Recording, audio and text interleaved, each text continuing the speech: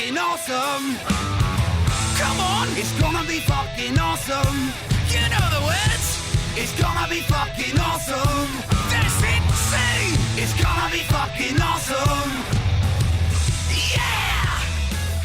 Hey ho, Jesse Blaze Snider here, the Coolest Geek Alive. How are you doing, my fellow Coolest Geeks? I hope you're doing great. It's crazy, man. The world is changing. Hollywood is being rejected at large by its audience. And I mean, I've been talking about this for a long time now. What's been going on? I mean, I think maybe even last week I'd gotten as far as saying that literally the D.E.I concepts are concepts that were introduced into Soviet Russia before its collapse. And I know it seems, we've been told all these things about what inclusion and equity. It's just, I'm telling you guys, the way it's being handled is inorganic and just not exactly right. It's just a lot of trickery going on, and the majority of the audience, who I know, most of you guys out there are like, yeah, no, it just doesn't work. They've just sniffed out the pattern, the very inorganic pattern that is at the heart of all the entertainment being made. This weekend marked the lowest Memorial Day weekend box office. They were trying to say since like 1995 or whatever, which wasn't true because it was with inflation. I found an article that had it set for inflation. It's the lowest box office since before I was born in '81. Some Richard Pryor movie had the weekend at that time. And what does that mean?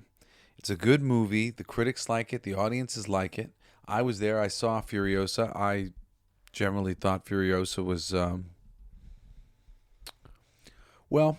had a lot of sort of existential problems with it in terms of like its usefulness and its necessity in my life and in the world. I didn't necessarily feel like it was necessary, but it was good. It was beautiful. There was beautiful shots in it. It was well acted, well set up. I mean, Chris Hemsworth's bad guy was too damn likable though, because you didn't want him to die. So, that's kind of a problem. So usually it's like barreling towards the end of the movie so that we can see the bad guy get his comeuppance. And you didn't necessarily weren't freaking out about that. But it was good. My daughter very much wanted to see Garfield, but I had no interest in seeing Garfield. And at the end of the day, the parents hold the real control over the situation. And I don't know about you, but if you saw the trailer for the new Garfield movie, he meets his dad and he goes on the road, an adventure with Odie and meeting his family. And I just don't give two shits about that. I don't know about you guys, but I was just like, meh, that's not what I'm looking for from a Garfield something. I like Garfield, okay, but didn't appeal to me. Both my younger kids were excited to see that one, but I nixed it. Me and Parker went on a date to Outback, little daddy-daughter date, and get some cheese fries and stuff. That was fun. We had a nice time. I was glad I did that instead of seeing Garfield. But I did with Grayson see Furiosa, and Furiosa, it was largely good. But, I do think that unnecessary does play a role in people losing these things. When foundationally the films are being, sort of made based on arbitrary choices. Case in point, this Furiosa movie, it was greenlit by I think the Amy Pascal lady who was the Sony Spider-Man people who greenlit Madam Web and, girl power. Or am I crossing the wires? And it was the person who greenlit the Warner Brothers, yeah, maybe that's actually the right one. Of Batgirl and Wonder Woman and Superwoman being a new trifecta over there. There's all sorts of stories that the director of this movie, whose name just escaped me. Forgive me. I'm dealing with uh, did some dental things. I'm finally getting them worked on tomorrow, but it's been really hard. I'm actually like this. I'm recording the show the night before so that I can get it out. But it's been a little hard to think. Neck pain and my teeth. So forgive me for not remembering the guy's name. I'm sure it'll come to me in a minute. But the director of these movies, the Mad Max movies, he's got a lot of ideas in his head about other Mad Max movies. This one was a pretty specific one that they chose to take the focus of the Charlize Theron character, who we loved, but that was Charlize Theron, and recast her to do a prequel about her character. And we all ultimately know why that choice was made at this point. And even though it was well done by George Miller, I think his name is, um, I think we all have kind of, in general, gotten our fair share of badass chicks. It's very funny, and like you gotta like realize that this is true, and like this is the truth of the matter. The audience that's been showing up the least for these girl power movies isn't men, it's women. Men are actually like easier to get with the women thing and the girl power thing. I mean, badass women in comics has been a thing for forever. It's really kind of silly when we're accused of sexism and all these other things. It's like, you know, just because you appreciate the female form doesn't mean that you're sexist against women. That's like, those two things don't necessarily go hand in hand at all. And I think very, very misguidedly do it. I mean, people like just, it's like a lot of those guys are the guys who will treat their woman like a princess because he appreciates the female form, and you're a representative of the female form, and I'm so grateful to have this thing. Like, it's like a lot of men who worship women in, and often in a very positive way. So it's there's such a misguided idea about this, like, sexism, and often what sexism is, because it's like such a nuanced fucking conversation. But in general, the repeat over and over again of the girl boss thing. I mean, a Mad Max saga movie without Mad Max in it. At a glance, it's like, most of the people like you who are listening to me right now, you are putting in more effort than your average person is putting into their entertainment. So you have an idea about what's going on in the world of entertainment, a little bit behind the scenes, a little bit of like audience reaction, whatever else. At the end of the day, when we're dealing with like big box office weekends and stuff, the ones that are the biggest, like the big ones that you hear about positively, are the ones that are hitting the buttons of that mainstream audience. And this weekend, I really do think, is a sign of the devastation that Hollywood has done to itself. I don't think this means that people won't show up for Deadpool and Wolverine, or maybe even Inside Out 2. But this is definitely a sign of a malaise, of a lack of energy. And I do think another big factor of it that is beyond the creative factor of it is the swiftness to which they have begun bringing films to streaming. It used to be there would be a big gap. Then somewhere along the way, they started doing like this piggyback thing. And it would be like sometimes they would piggyback the advertising that they had in theaters and just rush it out into digital. And and that's kind of become like a relatively consistent practice with enough movies that I think people are getting really used to that. And, I Want It Now is definitely a thing to worry about. Right now, my friend is actually watching Furiosa in the other room. I saw it this weekend. It's available on streaming this week. If he couldn't see it, but he wanted to see it, would he have waited and gone to a movie theater? I kind of think maybe, yeah. Especially with Furiosa, it's got good critical reviews, good audience reviews. That's usually the magic recipe. Everybody seems to like it pretty good. And it is pretty good. Like I said, I can't decide if it's necessary, but pretty good. Anyway, there's tons of articles, people coming out. I'd been on the New York Times or whatever, but then they tried to like charge me for being on their stupid website. I'm on NBC News here. Furiosa flop and weak holiday box office put the heat on Hollywood. Historic bad Memorial Day weekend at the box office. Can Inside Out 2 and Deadpool and Wolverine save Hollywood? It's like, and it's like, those are two Disney movies. Can that save Hollywood? I mean, Disney has a bulk of the material that they're putting out from Star Wars and the Marvel movies and the Pixar movies and Disney animation and Disney live action features. That's like a majority of the box office releases, or at least the big ones, the noticeable ones. It's kind of crazy. I mean, just them participating really strongly in the DEI initiative, this diversity and inclusion. And again, remember, it's not about the fact that we don't want diversity and inclusion. Like, I love diversity and inclusion.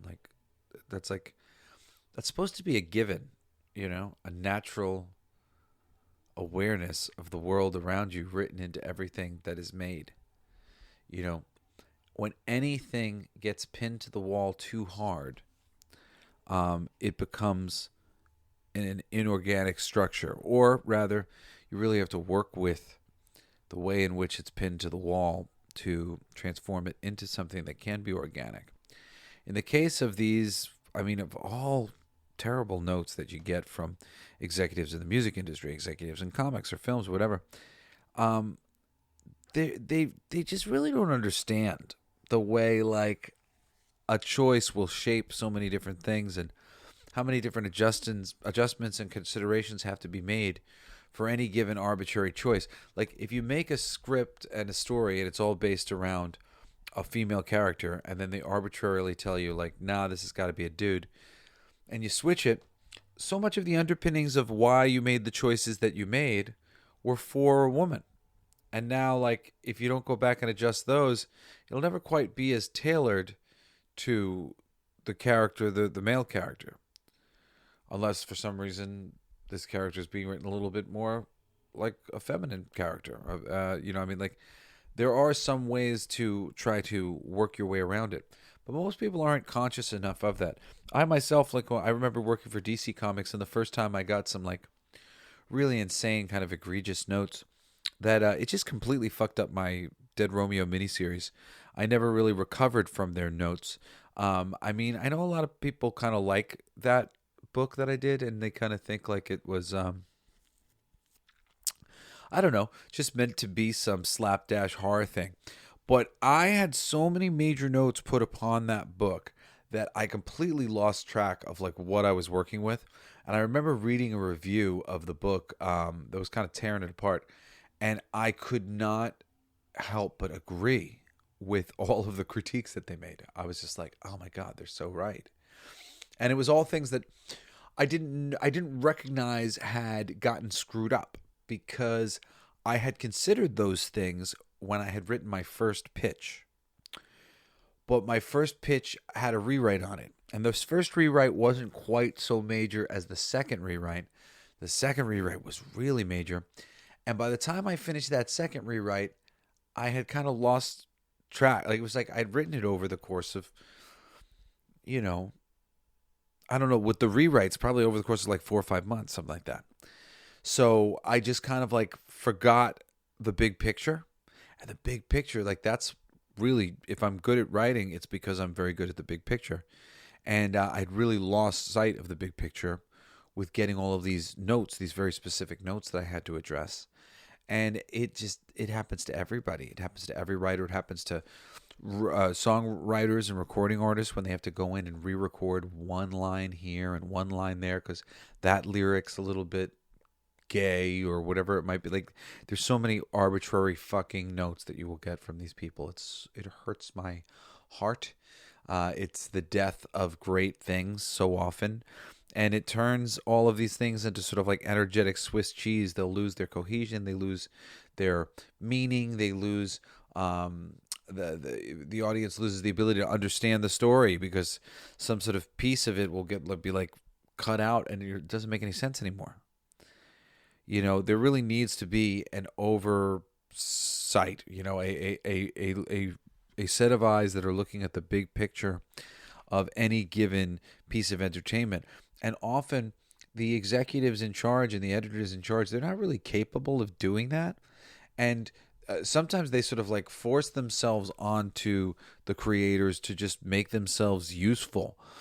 Famously, I have a friend of mine who's a colorist who used to make one glaring error in every comic book that he would do, so that they would focus on the glaring error like a lightning rod, and he wouldn't really get any other notes, because he would get such major notes otherwise. And it was just, like editors like giving themselves something to do. And sometimes you get good hands-off editors. I've had some hands-off editors before. Usually there's way more ways to destroy a project than just like having a great editor who lets you do your thing. It's great when you have a great editor like that who's, and sometimes you have editors like my friend Aaron Sparrow, who's actually like hands-off, but at the same time beneficial, will offer superior suggestions for weaker parts, will bring things to your attention that you're glad were brought to your attention. You're like, oh my God, I forgot that. But like he's somebody who's paying attention. He's the eyes above seeing the big picture, and if you're not willing to be an eyes above seeing the big picture editor, you have to be willing to be I'll let you do what you do, and I will trust you to do it, and I will hope that it comes out correctly. Granted, the only way you do that well, as I've talked about before with Bob Iger, is if you approximately know the job that they're doing, and you really truly understand what their capability levels are, and you can match what their needs are, so that they can do the best job that they can do. It's a lot of care. But really, it's a lot of ability to be a good producer and be a good editor. I'm not good at those jobs because I'm like personally talented. Like that talent isn't really the thing. And this is kind of a cool thing to know, because you can be so fucking helpful as a wonderful editor or wonderful producer who is willing to be that, balancing force. Like you don't have to be brilliantly talented. You just have to be able to understand all the jobs of the people who are working to do the thing that, is being made. And be understanding and empathetic and like cool in that space, helping to guide all the pieces. And it's really amazing because it ends up like, you being able to guide those things around makes you a painter, makes you a conductor, and you do, have a part of the thing. So, people who aren't necessarily talented in the creative regard of where they're like pulling like the ideas for the things and how to execute those things, just being able to understand what everybody else is doing and be able to help connect them all together so a harmonious thing can be made. That's so fucking useful and so important. There's not enough great people doing it. It's really great, and then it's even better when you have an editor, of course, like the best of all worlds, of course, is having a great editor like Aaron Sparrow, who's talented in his own right and a great writer in his own right. And he can offer some good dialogue suggestions or a good story suggestion, or myself, like I said, I'm very big picture oriented. So usually people like to send me scripts, friends of mine and stuff, so I could give them notes, and I become like somebody that people know will give, really good notes, constructive notes, and usually not like about your dialogue or about, your general concept of a story, like I'm not out to like insult anything, but structurally, I'm just always kind of looking at like what's trying to be accomplished, and like I can usually offer some things that would, make it stronger. And and that's it. It's wonderful when you can get editors like that. Sometimes you get people who'll read your stuff and they'll be focused on things that are sort of like neither here nor there. They're like, this conversation with this guy, I don't know, it doesn't seem realistic to me. It's like such a minor thing. It's very, very major things. The major things, the foundational parts of your story. Do I care about the characters? All that stuff. That's the stuff that you really gotta be worried about. And it's because of all these arbitrary choices that are being forced upon all these writers and directors, comic book people, everybody, and the creative people who are being chosen because they're very giddy to make these sort of arbitrary changes. Like, I'll just tell you, like, if you're a creative person who's like, oh my God, I'm all about it, that says to me that you're a little bit unbalanced in your personal pride, ego about getting your personal message out to people. And like, look, I believe in using story to be able to teach things, but like for somebody like me, let's say, the goal is to teach people that there are other ideas, not that there is my idea. Do you understand what I'm saying? And hopefully, like, I understand, like, because right now that's a big part of why the audience is rejecting everything that Hollywood's making, because they're not saying, hey guys, be open-minded, there are other ideas. They're saying, hey guys, think like this. Human beings do not like to be told what to do. Nobody likes to be told what to do. That's not how an audience is made and like grown. It's really crazy. I mean, I haven't been able to believe it, honestly, for like the past decade, as they've been doing this thing that, there's a lot of different names for it, but fan baiting is one of them. And, just sort of baiting the fans, whether it's through articles, through press releases, through leaks, trying to tricking the fans, getting the fans all excited for movies and not remotely delivering any of the things that they leaked. Marvel, Kevin Feige was like leaking things, getting fans so excited for what was happening in the Marvel Universe, and they did not deliver on anything. I mean, nothing. It's crazy. It's crazy. Fan baiting is just,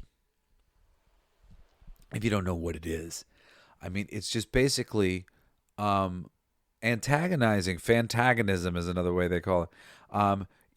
Calling the Star Wars fans sexists.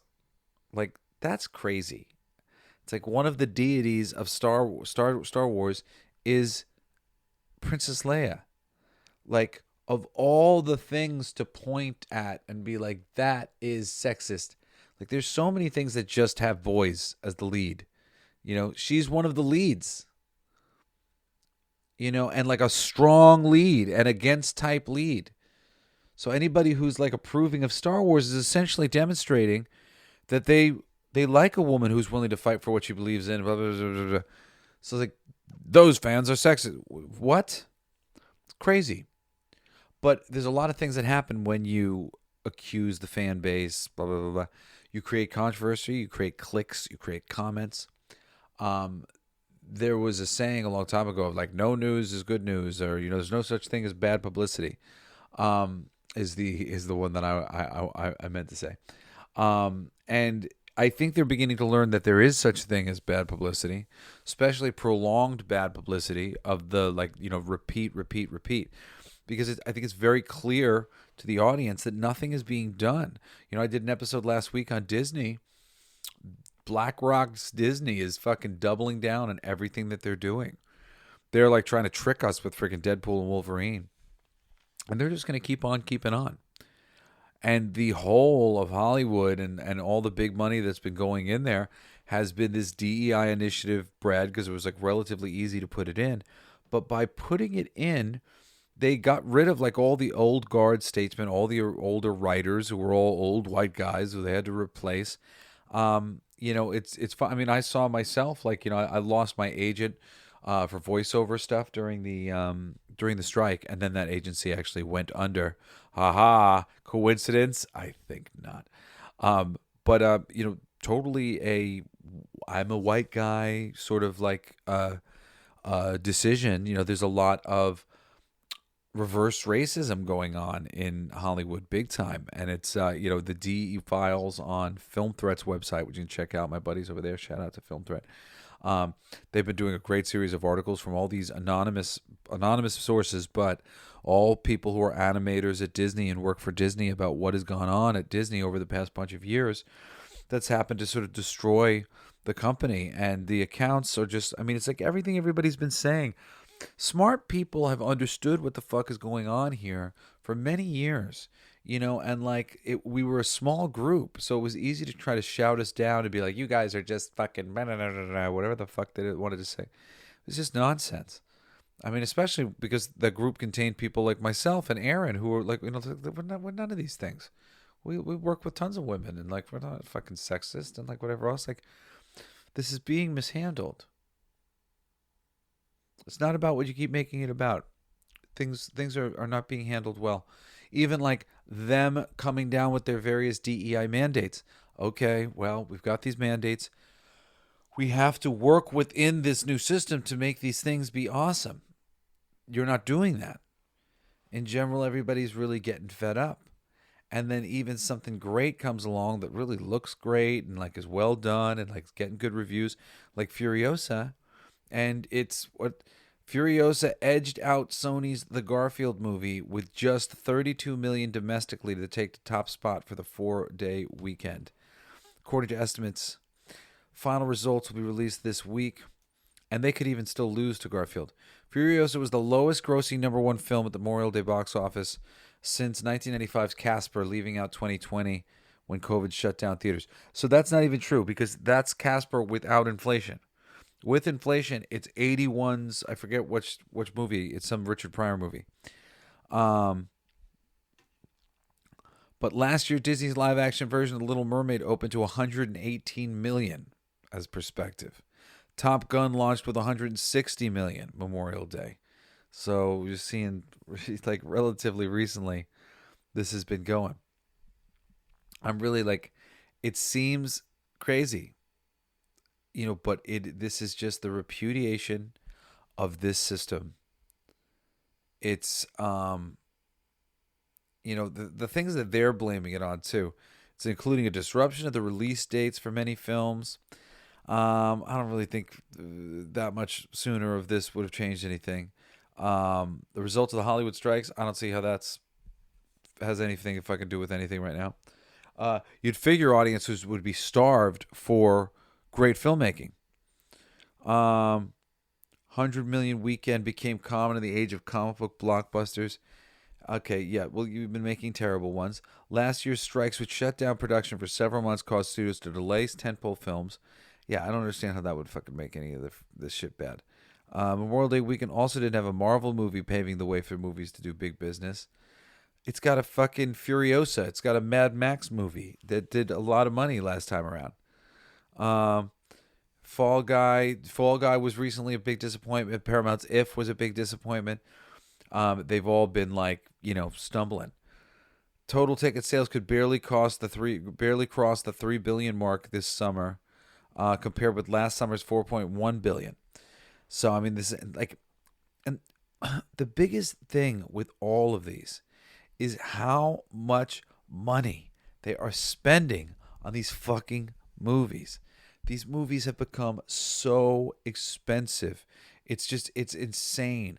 The cost that like, and it's not inflation cost. It's how much they're spending. And if you talk to great friends of mine and so many people who like work in the film business, they will tell you it's like theft. Like they inflate these costs because everybody's just like stealing from these giant budgeted films. And you can't spend that much and then, make terrible products on top of it. If you're going to spend that much because that these films have the potential to make a big profit back still, then you better make sure that they're great movies. Like, it's like insane that they thought that like any of this shit was possible. I mean, unless this is like, this money is just like so fucking free that they're being given by BlackRock and all these other freaking companies. I mean, it's just kind of crazy what has been like, transpiring here. I mean, it's just really, I don't understand. I mean, I do understand. Well, okay. I don't understand.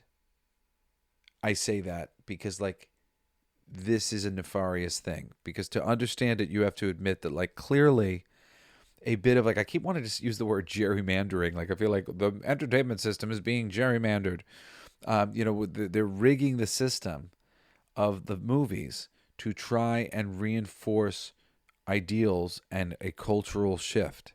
And it's very clear once you start to view it that way. And across, just like if you just went statistically and you just started writing down things like leads, how many are directed by a woman, how many are written by a woman, how many, like there was a moment in time where my siblings and I were considering using my sister as a writer. My sister's not a writer, but we were talking to her for a second about having her pitch scripts with us and pitch projects with us because we knew that it would be more likely for us to get green lit if we had a woman on the project. And this was a very major thing that happened. We decided not to do it because we thought it was just bullshit and like dishonest and that's really the thing. But that's what everybody's doing, unfortunately. That's what the whole industry's become. This person linking themselves to this person, linking themselves to this person so that they can get through the door. Or this person pretending to be gay now, pretending to be flaming homosexual so that I can stay in the industry. It's funny, like I hate like admitting on any level that I'm like on the LGBTQ spectrum, even though I'm not like a typical whatever. But like I don't like admitting to that because it's like annoying because it seems like some sort of free pass for things. I don't like that. I like no free pass. And I like being different. I don't want a fucking stupid box to put me in. Like, I'm unique. My box is the Jesse box. That's the box. That kind of thinking, I think, is needed in a lot of these subcultures right now. A little bit more strength, a little bit more, no, fuck them. I don't want to be accepted by the system. I want to be unique and separate from the system, and that's okay. I'll find the people who vibe with me and we'll start our own community and we'll have our own things that we like. Like, that's cool. Like, you can get bitter to all the people in the community who aren't like you, aren't going with what you want to do and all that stuff. Anyway, just adding from this article here, just because right at the end it says like all these upcoming movies. This summer does, however, offer some potential hits. Despicable Me 4, July 5th, which is Universal. Universal and Warner Brothers are, I'm sorry, that's NBC. They're disclosing that that's like kind of advertising their own shit. Twisters from July 19th, and Disney's Inside Out 2 June 14th, and Deadpool Wolverine July 26th. So that's one, two, I mean, half of that list is Disney movies. I don't. They don't mention who putting out Twister, Despicable Me 4. I mean, will these movies be successful? I think to some degree. I really do think the ease of being able to watch it. Like I said, my best buddy, he's in his room right now watching the movie, or maybe he just finished it. So he's watching Furiosa midweek, the second weekend it's out. Like, doesn't that sound counterintuitive? Like, there's certain things about this whole the streaming structure that went on. Disney's just going to pull its arms in and it's just going to be Disney and it's got the Disney stuff. Meanwhile, Netflix is a company that is licensing things all the time from different companies and has a smorgasbord of different movies and different, whether it's kid stuff or adult stuff or whatever, all different content. Disney's just kind of in one niche market, and they're pulling themselves off of being advertised and promoted on every other streaming service because you can only get that stuff if you're on Disney. Like it seemed like a good idea, but think of just all the people who are seeing your material even as they pass by it, going through Netflix every week and just being out in the world for people to see. For people who only have ever had Netflix and never had anything else, they get to see some Disney stuff. Maybe one day there's a chance that you'll be able to get them to get the Disney thing because they've gotten into some of those programs. But not if you're holding on to everything yourself. So similarly here, just long term, I think we have shown the audience that there's nothing for them to really be excited about at the movies that they're going to be preached to, and that they can kind of predict so many of the characterizations and choices that are going to be made, by everybody. It's like, I'll say this too. Like, one of the biggest problems with superhero movies has been the escalation of the scale. Because as soon as the scale was upped in the Avengers film, and to some degree this was like true sooner than that, and there's been versions of this, but everything had to be up to this Avengers ending, and they lost sight of the smaller pieces that held all this shit together. It's really not about the Avengers level thing. That only matters when the small things are done right. Things that lead up to something major like that is wonderful and important. But the things that are just like big and then big and then big and then big and then big, like, it can't always be big. It has to ebb and flow. It has to make sense, the bigness. And I mean down to the fact of it being like a meme for the blue sky beam. I mean, literally, it's just like how many tropes, as they call them, like, these things become things that people make fun of because it's just been done so many times before. So it's the death of creativity, over time. And again, that kind of thing of like, oh, there's another blue sky beam. Dude, that doesn't happen by accident. Again, that happens from notes from executives. Can we get a blue sky beam moment? Wouldn't that be great? We get one of those blue sky beam like Avengers. People think of like Avengers.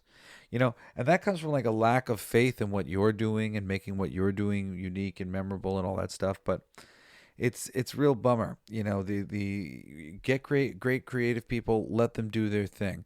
If possible, be a great overseer and add your talent and wisdom like an Aaron Sparrow does.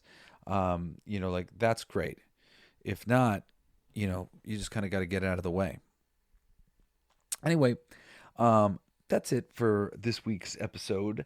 I wanted to invite you to this Sunday's live stream, which is, the Coolest Geeks Alive stream with me and Aaron Sparrow. I'm going to be actually interviewing him about his career in licensed comics and writing comics and editing comics and whatnot, and probably doing it like in a few parts. But I'm going to be interviewing him this weekend before we start having some real guests on the show beyond Aaron, but I've always wanted to have him on and talk to him about a couple different things.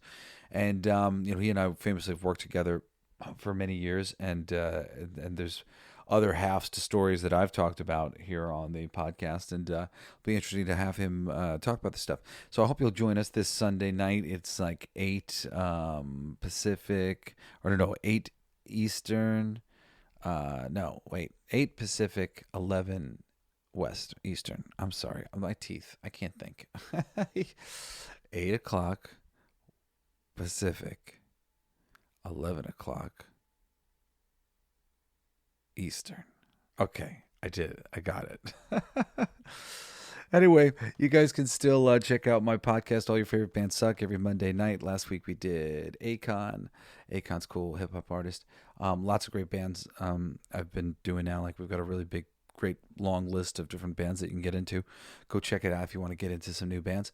And then just on Friday, I did my first official episode, and there's an introductory episode that's already come out.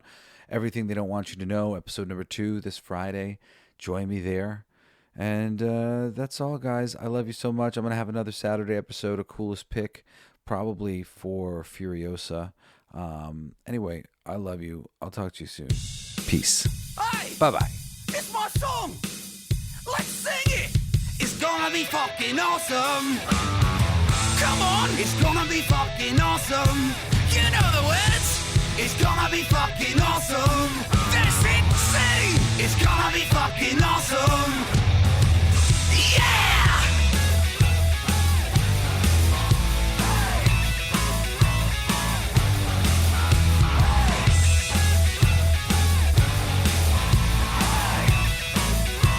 It's my favorite part!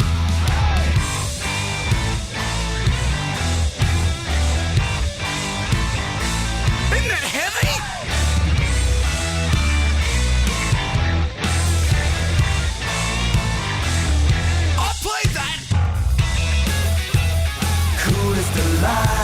You've been listening to Coolest Geek Alive with me, your host, Jesse Blaze Snider. Don't forget to rate, comment, and subscribe for more excellent geek culture content. Thanks for listening.